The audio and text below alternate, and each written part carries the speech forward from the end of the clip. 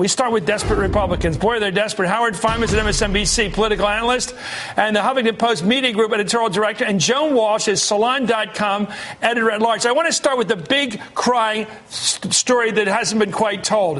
If they're so horny for Christie, if they're going crazy about this often overlooked character from Jersey, now they're in love with a guy they don't even actually know, but they know he's sarcastic.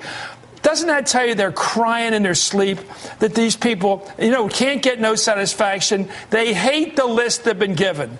They keep looking for somebody to relieve them of the boredom of running with Romney, the frightening possibilities of Rick Perry, and whoever else they get stuck with. They don't like their list. Well, I think you have that right, Chris, and all the polls show it. Mitt Romney is not beloved, even by people who are supporting him for now. Rick Perry had a huge run-up, but is running down just about as fast as he ran up. The Republicans think they have a great opportunity. And talking to people around Chris Christie, they've told others, if he were interested, would you be willing to go? But that doesn't mean Chris Christie himself is going to do it. Yeah, let me go to Joan on this. Just a question. It looks like they are so out of love with what they've got. And this is terrible for Mitt Romney, too, because it keeps some of the money, the big donors on the sidelines. There's a clear clamor for Christie from guys like Ken Langone and some of the really serious people, and, of course, David Koch. This populist Chris Christie has a lot of wealthy backers. And Romney just can't close the deal. Every time you think he's got some good luck, Donald Trump's not going to run, and that was a joke anyway. Perry gallops in, and everybody loves him, and now he's really blown his chance to make a good impression. Romney seems to just stand there and smile and say, yeah, this is going to be mine, and then it's not. Somebody's always there to try to take it away from him. We'll see. I doubt Christie gets in, but it's got to be really tempting to him. It's like the guy that keeps asking out the woman, the woman keeps saying, I'm washing my hair tonight. I don't know what the comparison is. I guess I've never heard that, but if I did, I'd be miserable. Anyway, last night at the Reagan Library, it's not a good excuse. Anyway, Chris Christie seemed intentionally vague about a presidential run. He is out there teasing after being implored by a supporter right there to get in this race. Let's listen to the back and forth. And I say this from the bottom of my heart, for my daughter who's right here and my grandchildren who are at home. I know New Jersey needs you, but I really implore you. I really do. This isn't funny. I mean this with all my heart. We can't wait another 4 years to 2016. And I really implore you to, as a citizen of this country, to please, sir, to reconsider.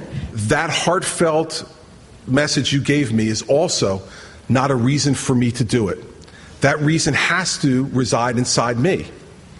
And so that's what I've said all along, is I know, without ever having met President Reagan, that he must have felt deeply in his heart that he was called to that moment to lead our country.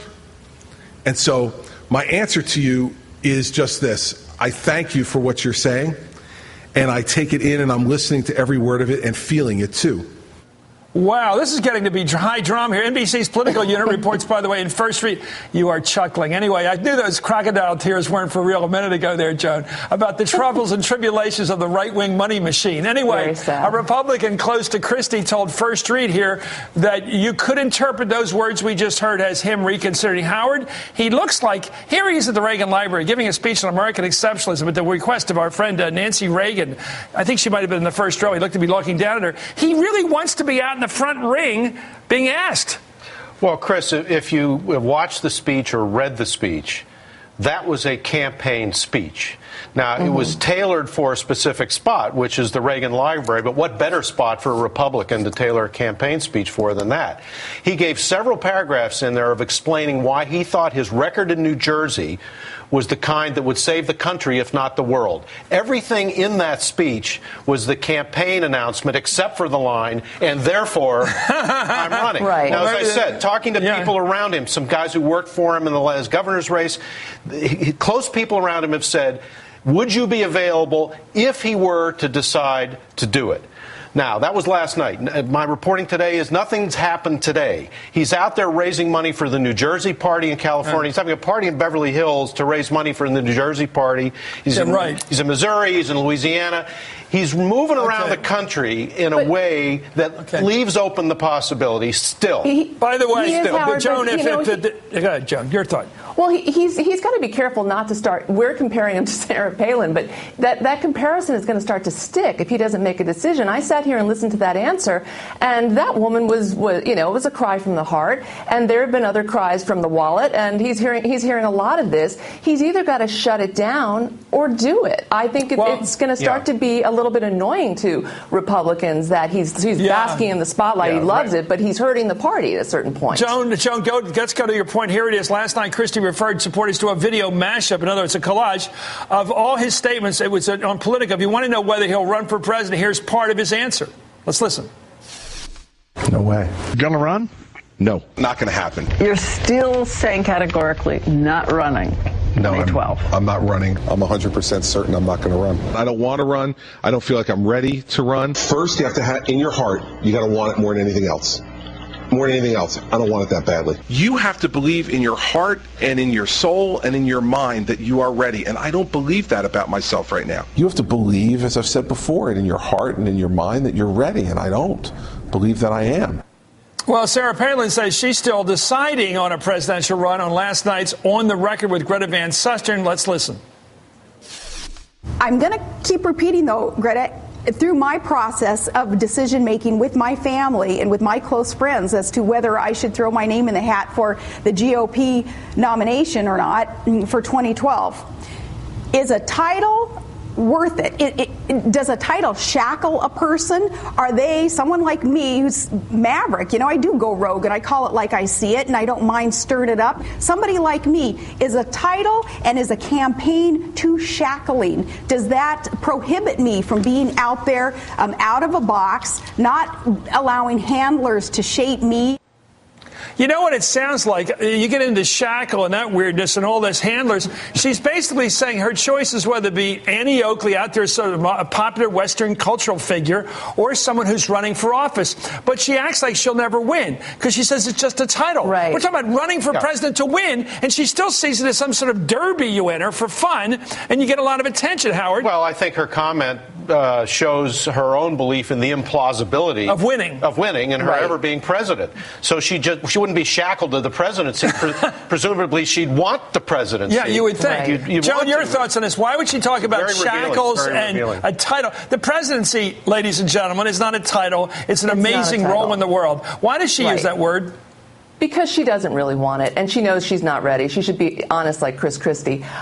She clearly sees herself as having this incredible freedom, and she doesn't want to buckle down to the discipline of running a campaign, let alone being president. You really can't go rogue as a president. So I actually thought that might be the clearest statement we've ever had as to why, and that she's simply not running. Because to put it out like that's her thought process, well, I can answer that question for her, and so can you, and so can Howard. You don't want to run if you want to continue to go rogue and be unshackled. By the way, I think it's hurting her here among the people who normally would give her a shot here, at least a thought. Here's Nicole Wallace and Steve Schmidt. They were on Rachel Maddow last night on our network. They both had high-ranking positions, of course, in the McCain-Palin campaign, and were critical of Palin, in Steve's case, of the process by which Palin got on the ticket. Let's listen. She's not getting a lot of respect right now. Let's listen.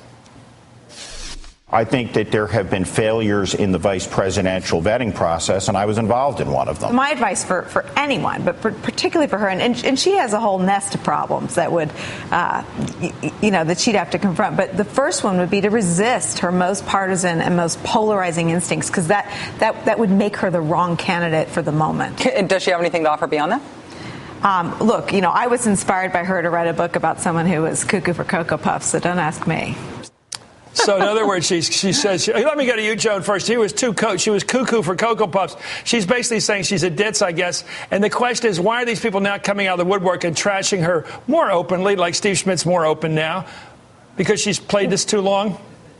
Well, I think they've been trashing her from inside the campaign at the very end, to be honest with you, Chris. They really got tired of her before the election. Neither of them has had a nice word to say about her. I admire Nicole for saying what she said, because it's like, don't come to me for a fair and balanced appraisal of Sarah Palin. She's cuckoo for Cocoa Puffs. But, I think that they feel, but now they've been joined by a lot of other people who feel, A, she's really not ready, and B, she's playing this out. She's making a lot of money. She's loving the attention, but she has no intention of getting in, and she should shut it down too. If you care about the Republican Party, and I do, they're an important institution in our country, you make a decision right now. You don't draw this out unless it's all about you and all about your glory. Then it must be a lot of fun. I thought she was going to jump in on behalf of Rick Perry at some point when he needed her. Now I don't know what she's up to. What do you think, Howard? Yeah. Well, I don't know. I think it's impossible to say. I've thought for a long time she wasn't running. I just think she doesn't want the discipline of it, as Joan was saying. I think in the case of Chris Christie, right now, the land that I call Murdochistan, which is the Fox and Wall Street Journal, all that. Those people, that whole crowd in New York, loves Chris Christie. But Joan's right. If he's going to just screw around with them, he needs to cut it off, because eventually they'll get mad at him for doing it. I think he's running now for vice president. The way it's going, he's going to get asked to go on the ticket with either Perry or Romney. Anyway, thank you, Howard Fineman. Thank you, Joan Walsh.